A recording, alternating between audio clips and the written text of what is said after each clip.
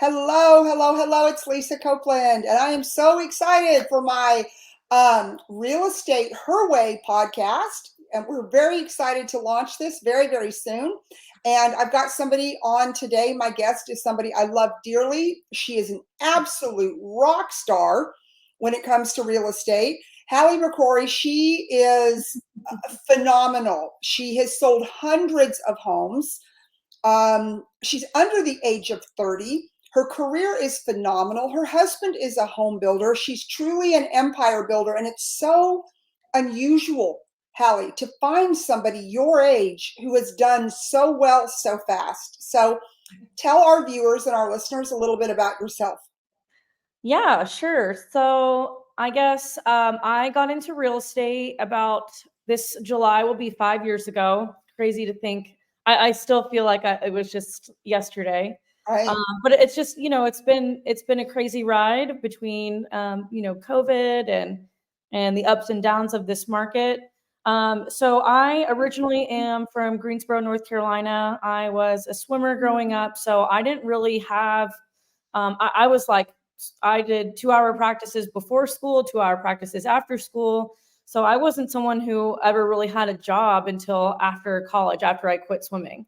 I went to school my freshman year at University of South Carolina on scholarship for swimming, and I was super burnt out. And that was like my one last try. Like maybe I'll be happier with it, and once I get to school. And sure enough, I was not. So I ended up quitting and transferring to Wake Forest. Graduated there, and made my way to Austin and did tech sales. I worked for the man. Being in I guess just growing up right now, it's like a lot. Everybody is kind of pushes a path for you to graduate from high school, immediately go to college, work, and then get a corporate job. Like that's what was really celebrated. So that's the route that I took, and what I thought was good. And I'm glad I did, because I got excellent sales training from Oracle, amazing program, made amazing friends, got my way to Texas through Oracle. So I'm thankful for that. And yeah, and then I met my husband, who is a home builder, and he got into home building from his dad. So that was, that's really what got me into real estate. I wish I could say it was my mom, because she was an agent and a lender, but she was always toting me around, and I always thought it was super boring because I had to sit and just entertain myself in model homes growing up. But it wasn't until I saw and I moved to a small town of 100,000 to be with my husband. He could, he had his business, and I didn't really love my career, and I ended up finding a job, a pharmaceutical sales job, which is what I really thought I wanted to do coming out of Oh, college. so you were a drug peddler. Essentially, yes, but it was just constipation and heartburn medication. So Oh, wow. Okay. If super everybody, addictive. Yeah, I have all the conversations about yucky I stuff. know who to call now. Yes, truly, yeah.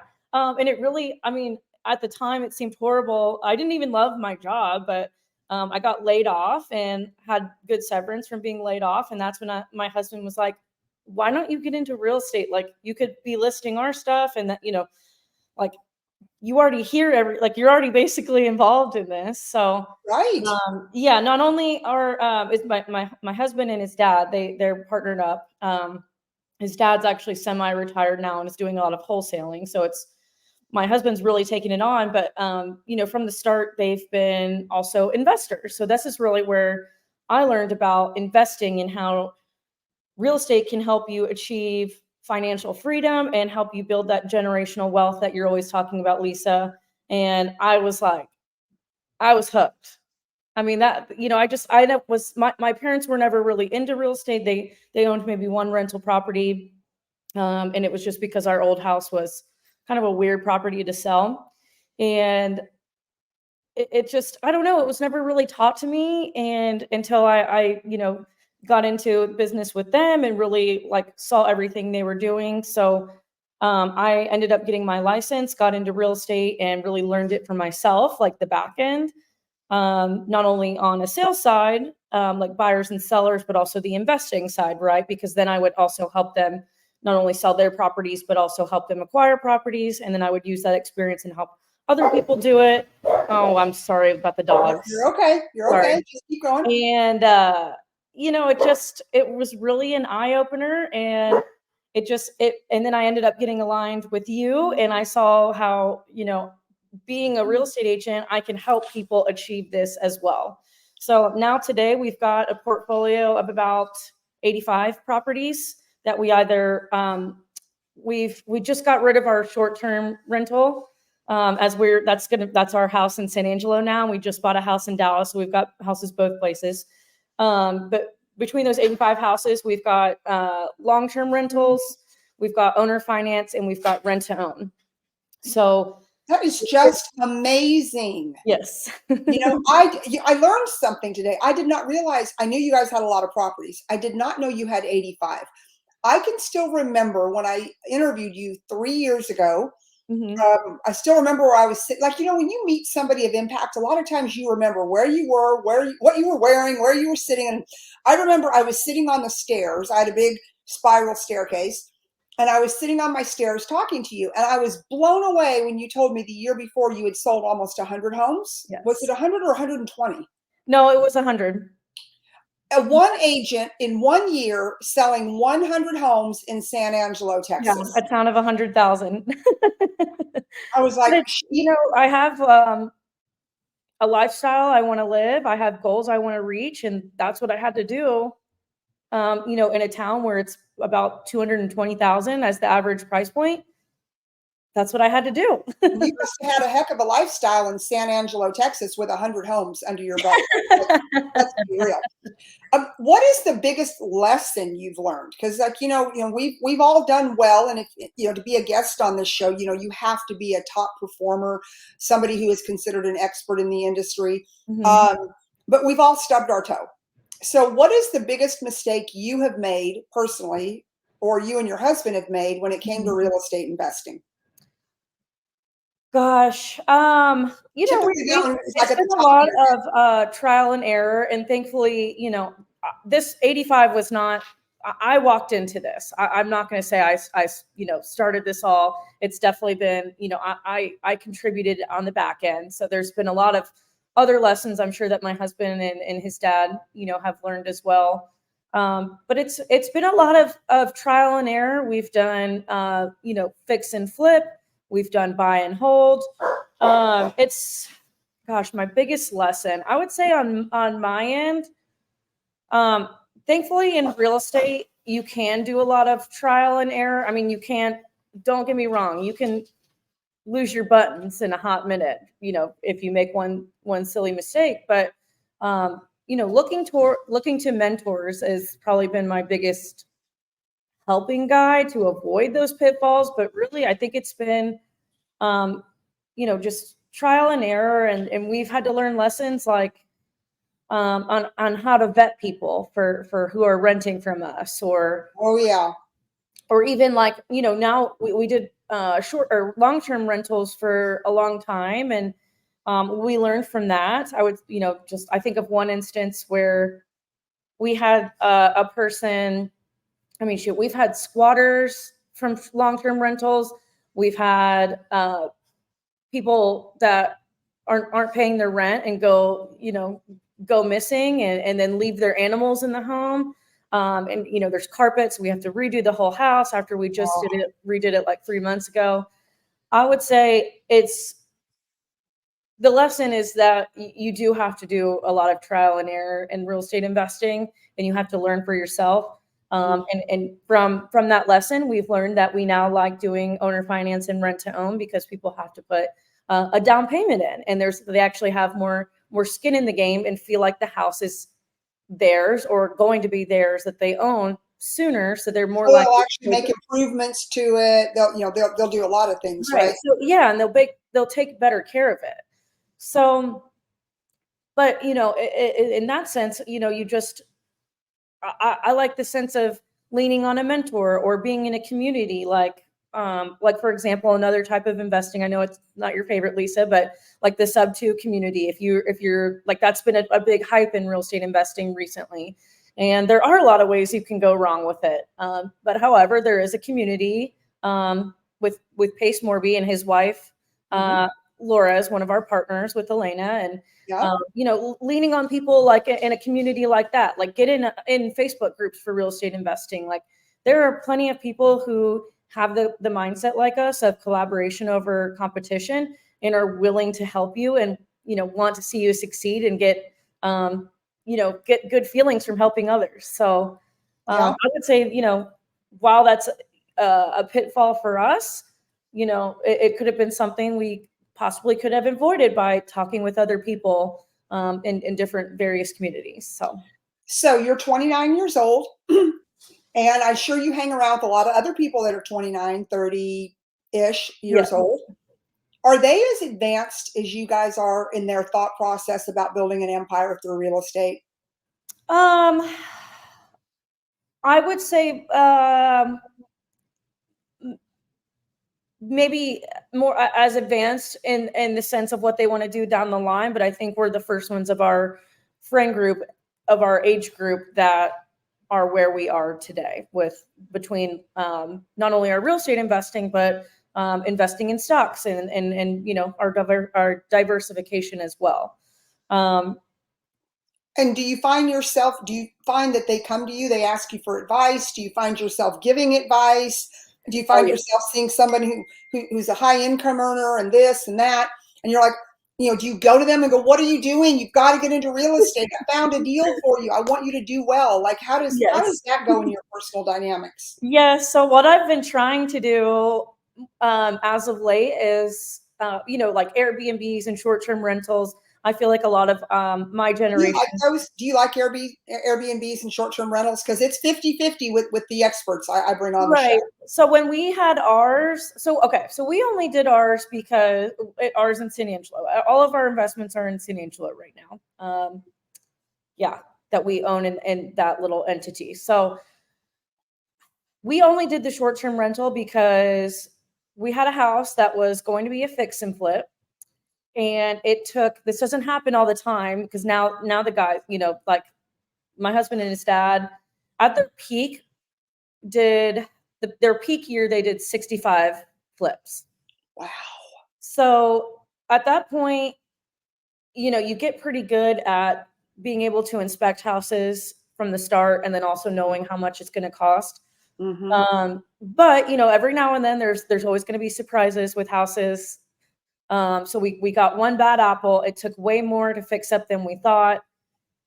Interest rates had just gone up, and we weren't even going to break even doing a long-term rental. Let alone we looked at, trying to do like a pad split model where we rented out rooms. Like it wasn't working. Our only option was short-term rental. So thankfully we have, I have a good college friend. She's actually joining my real estate team at the end of the summer. I mean, she is such a go-getter, and she's been doing property management for people, or Airbnb management. And she, like, I just trust her. We paid her to get all the furniture ready, like get it decorated. It was someone, like, luckily, I guess I had someone I could trust on it. I think that makes a big difference for a short-term rental, of whether you're going to have a good experience or a bad experience. Okay. And thankfully we've had a good experience with her. She already had her own cleaning company, so she handled that as well. And it was, even in her So it cleaner. is your recommendation, if you get into the Airbnb business, that you have a management company, right? Yeah, I mean, of course, like it depends on your lifestyle. Like we're all very busy. We don't have time to really handle that with the best care possible. So yeah, for that sense. But like, I think of like, maybe a husband that works and a wife that doesn't, and maybe, or not that, I guess, like maybe stays home and take care of the kids, but like, you have time if they're at school to do stuff during the day. If, maybe that could be a sense where maybe the wife is, handling the Airbnb stuff and can contribute in that way on top of childcare. Right. So I think it just really depends. I know people that manage, like they enjoy the management process, and that gives them, they take that and really take the data and make the Airbnb process better, and then make it seamless down the way. But that's just not, I think the management focus is not our focus. Right. So what is your view 29 years old. You guys are killing it right now. Your husband's a builder. You're in real estate. You know, how do you see the world? What is the lens that you, at your point in life, see the world, see the economy, see your future Yeah. as it pertains to real estate? So I will say I'm very glad we bought our first house before COVID because that gave us a lot of equity, and there's still potential for that, especially as we're looking at interest rates potentially dropping and we've got this big rubber band being pulled back. Mm-hmm. Um, so, I think there is potential for that equity, like a big equity jump. There's always going to be potential for a lot of equity. Um, I get it right now. I think a lot of people my age are very discouraged with the way the economy's going, where inflation's at, everything's very expensive. A lot of my friends live in cities like Austin or Dallas or North Carolina, being from North Carolina, Raleigh, Charlotte.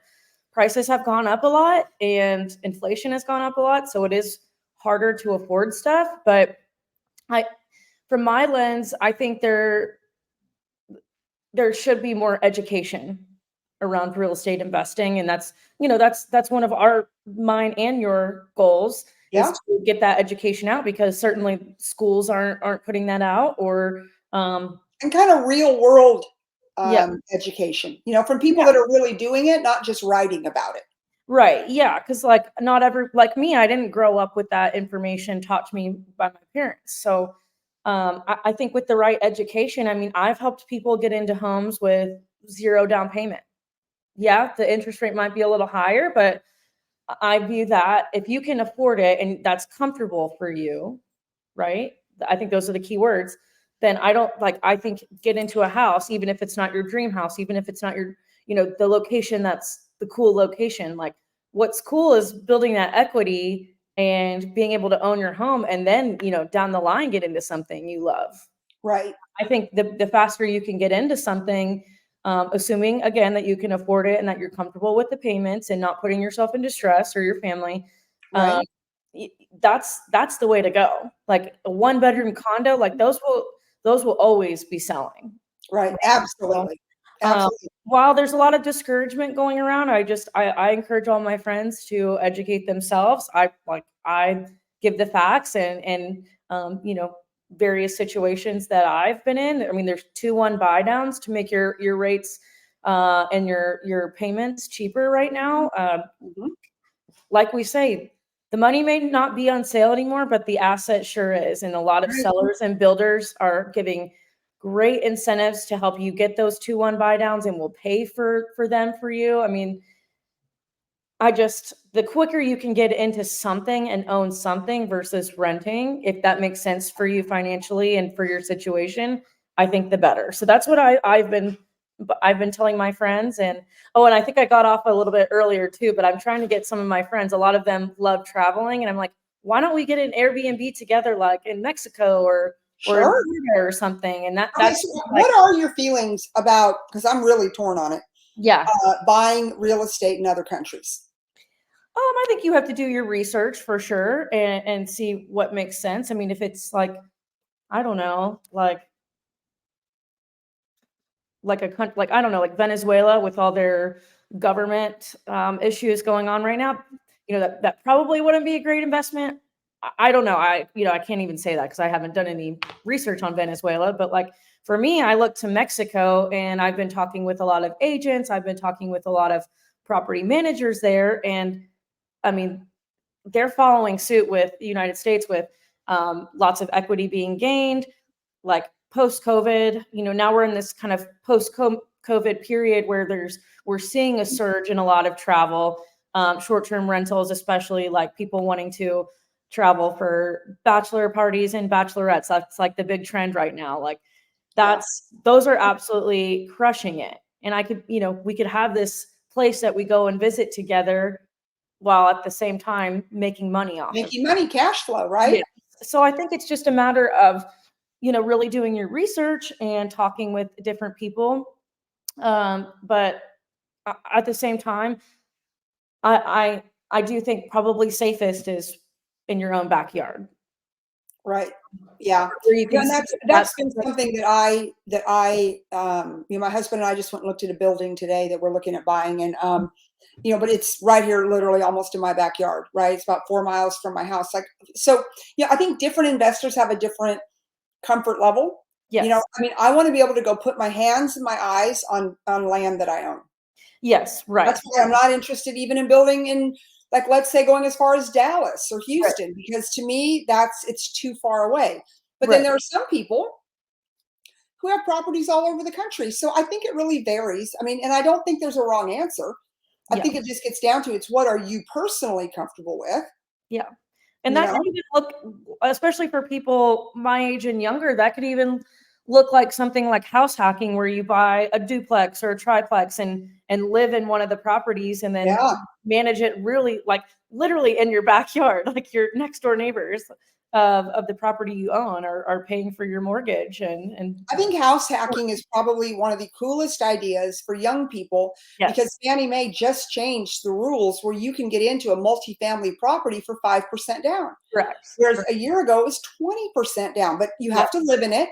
But but that what a great way to get into investing. If you don't have kids, and maybe if you're not married and you live where you work, and you're making some money, you're offsetting your payment, maybe in some cases getting your payment made for you. yes, You're learning how to manage a property. It's a lot easier when someone's knocking on your door, hey, my toilet stopped up, than you having to drive across town or call a plumber or whatever. right, I think it's pretty brilliant. I do. I think it's a good way to get in. I think it's a good way for young people, because under the guidelines, your parents can gift you the money for the down payment. right. Yeah, and I mean, I've like I was saying, a lot of people my age were like corporate jobs were very much celebrated and still are, which is fine. You know, and with there is a benefit to that, because a lot of times your company will start a 401k for you and match various numbers on that. Um, from what I understand, you could actually use that money as a down payment on a house, Yeah. penalty free. So Yep. that's another way that, There's or just a like, million ways. yeah, Yeah, I don't think a lot of people know that. I So that's know. another way, like another piece of education that I love to tell my friends. Yeah. Your friends and your clients. And, I was just in Toronto last week, and just to see how almost the despair that the Canadians are in over the high interest rates, because they're probably closer to 10%. Yes. Um, the amount of money you have to have for a down payment, which is about 25%, Wow. and just the price of real estate. A one bedroom, one bath in Toronto is $1 million. Yep. Sounds a lot like New York. Well, it is, except that it's not New York. Right. It's Toronto, it's Canada. And so, not only do they have to pay an exorbitant amount of taxes, then it's an exorbitant amount of money to buy property and to be, but that's kind of, where you start getting into a socialist society. They really don't want you owning real estate. And Right. so I think the message in the US is just so important. Like, the opportunity we have, the younger that somebody can get in and start buying real estate is, Yes. I think it's hard too sometimes for people, because I think, like, HGTV, for example, like, I think they see people searching for like their dream homes and stuff. And I think that image has been put in our heads so much. But a lot of real estate investing is investing in ugly homes. yeah. I mean, There's a guy here that he has signs all over, and all they say is, I buy ugly homes, and a phone yes. number. Yeah, Yeah. right. I mean, and It's probably a the thing is, franchise. the ugly homes are usually the best investments. They are. They are. Yes. Absolutely. So I know that do you plan to spend the rest of your career in real estate? Do you see yourself at my age, 20, 30 years from now, still doing what you're doing? Where do you see yourself? Where do you see this Yeah. real estate career you've got today? Where do you see it going down the line? So I probably I'll always invest. I just I think that's become a part of who I am now. As long as our economy is good, and I definitely see that. I would like to invest in more commercial opportunities down the line. With my real estate career, I don't see myself selling forever, but for a long time, yes. I think the point of me getting into real estate is this financial freedom and being able to do what I want. But I do love coaching and mentoring. So I see myself, maybe like me, even if I'm not selling, still like coaching and mentoring and having, a big team. And while I'm doing that, also investing on the side and teaching people how to invest in that as well. So Love it. basically same thing, just making it bigger, Just scale it making bigger. Yeah. So, you and I've talked a lot about, I talked to the team a lot about it, but there's this wealth gap Right. between men and women at the age of 50 years old, okay? Mm-hmm. All the life experience. If he and she had the same income, same education, same everything, level playing field, he will be worth $1 million more than she is for a lot of reasons. But the Right. biggest reason is that men are willing to go do deals and women aren't. And I can go on and on about that forever. What are your feelings about that? How does that make you feel? Do you believe that? And then what advice would you give to our audience, to our listeners, to the Yeah. ladies out there? So, I mean, it's a fact. So, yeah, of course I believe it. And I mean, I even see it, in my everyday. I think it's, of course, like you said, there's a lot of reasons for this. Mhm. However, I think the main underlying reason is confidence between men and women. Um, I think women are naturally just more emotional, and that, like, I think emotions can sometimes cloud our confidence and make us question ourselves. Sure. And when you're questioning yourself, there can be some turmoil, there can be feelings of anxiety, and I think a lot of when people feel that anxiety, instead of pushing through and like taking time to think of, these are the facts, I'm able to do this, it's easier to retreat and save money and keep it in a bank account where you can see it. That makes you feel better, right? So do you feel like, I think I hear you saying that you feel like women grapple more with fear and insecurity than men do, I think than so. their male counterpart in the same position? Yes. And obviously, I'm not saying that emotions are bad. Emotions are good. I think that's also our superpower a lot of times. It Right. gives us empathy to put ourselves in other people's shoes. However, I think in this situation that is the cause for it. So if you're, especially if you're comparing apples to apples, like same demographics, background, education, I do Everything, think it's, job, salary, mhm, demographic, sociographic, all of it, right? I mean, yes, I think it's a confidence issue. well, and the thing I find, and as we kind of wrap up, and something I want our audience and our listeners to think about, is that men are always doing business. If they're out playing golf, they're on the golf course, they're doing business. They're talking about deals, they're cutting deals. Yes, Um, Wherever men go, business follows. And as women, we have a lot more to talk about than just business. And right, I don't think that becomes a natural phenomena until you get older, until the kids are raised, until you get out of the mom groups and the this and the that. And so I think at my age, mhm, the women that I run with, or the women that I would hang with, we do talk about business, but yes, we didn't, but if we were 30 or 35 and we still had kids around and things to talk about with that, I don't think the conversations would be the same. So I don't think the conversations change for women until they get older. And yeah, so that holds us back, because I have never heard of a golf game go down between a bunch of guys that there was not some sort of deal cut, some sort of business deal, some sort of, hey, I'll introduce you to Charlie over at the bank, or I'll right. introduce you to my stockbroker, or whatever. And so I think we've got to be intentional as women to change the conversation. 100%, 100%. And Yeah. that's like, us expanding to Dallas and Yeah. just opening up more opportunities for that to happen and be possible and bring those people into our friend groups. So I love I'm it. with you. I love it. All right. So we're wrapping up. How do people contact you, follow you? You're phenomenal. You have your own podcast that Yes. is amazing. Yes. So how do people find you? Yes. So I've got my Instagram handle down here at Halle B McCrory, MCC. McCrory. I'm Halle McCrory on Facebook. You can send me a DM there and I can give you my phone number or email, or if you prefer another platform. Otherwise, if you're a real estate agent, I've also got my podcast, Realtor Hacks, Tips, and Tricks, that's available on Apple, Spotify, and YouTube. And yeah, I think that covers it. Well, good. Well, thank you so much today for breaking in the middle of your day and just adding value. You add value not only to our team, but you add amazing amount of value to the real estate community in general. Your podcast is phenomenal. You've had some huge guests on it. Yes. Anyways, all right, Halle, thank you so much. Thank you. I appreciate it, Lisa.